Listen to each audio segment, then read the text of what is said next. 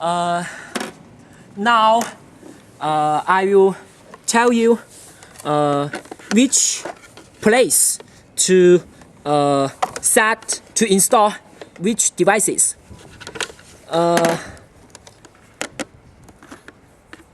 The first cabin is the place to install the autopilot and the RC receiver. And here, the data radio on board is put deep inside to the head. And the second cabin is the place to install these two batteries. So heavy. And the third cabin is the place to install the video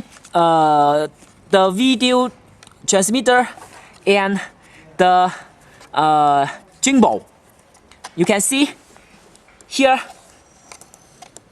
this server and this server. These two servers are used to control this gimbal.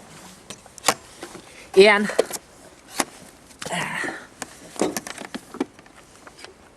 look at the bottom side.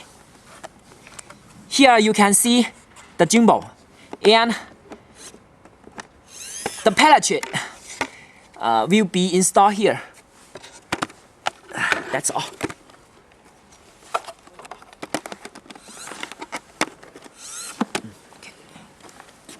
行了，再看一下。好了。